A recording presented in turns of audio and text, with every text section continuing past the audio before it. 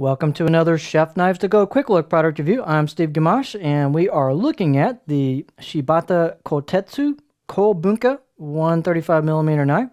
This line of knives has a core steel of R2 powdered metallurgy, full stainless steel. The heat treat's about 62 to 63 Rockwell on that core steel, and the construction is a 3-layer sandwich with a softer stainless steel cladding over the top of that R2 core.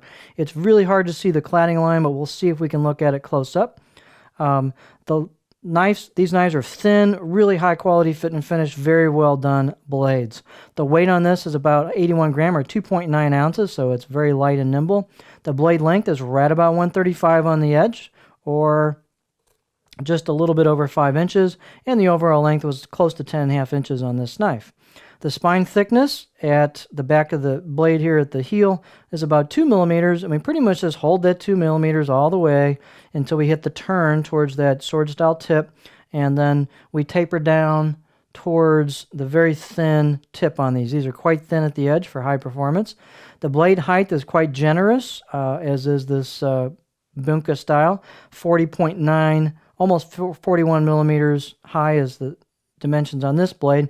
And the handles are just a good classic, really nicely done, great fit and finish, octagonal ambidextrous, rosewood handle with a black packawood ferrule.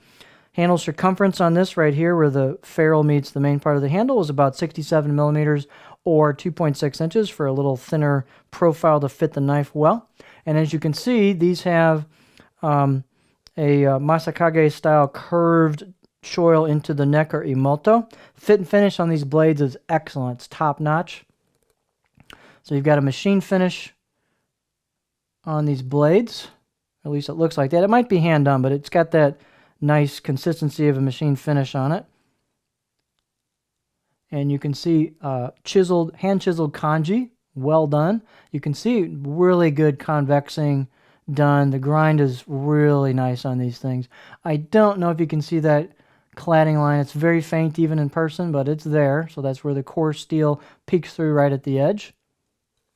These have a great out-of-the-box edge on them, about a 7 out of 10.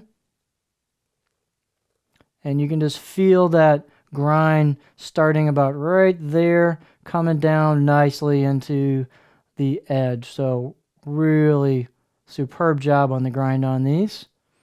Great fit and finish on the spine. It's polished, it's rounded a little bit, as well as on the turn on the blade towards the tip. And these babies are skinny at the edge. Really high performance knives. Let's take a look at what it looks like on the cutting board. Balance point on this is right there in front of the handle. Super, super nimble in the hand.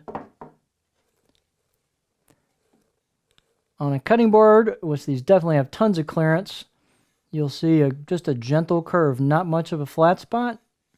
Not really what this is about, but just a little bit of a curve throughout.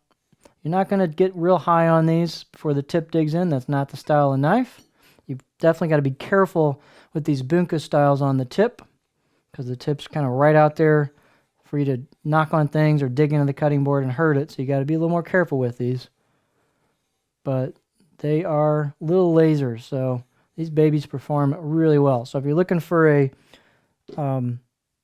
shorter in length and a taller in height knife, and you like that style of knife and you want something smaller, maybe for the line on shorter or smaller products, it's all stainless, sharpens up great. It's really high quality knife. So there you have the Shibata Kotetsu Bunka 135mm knife.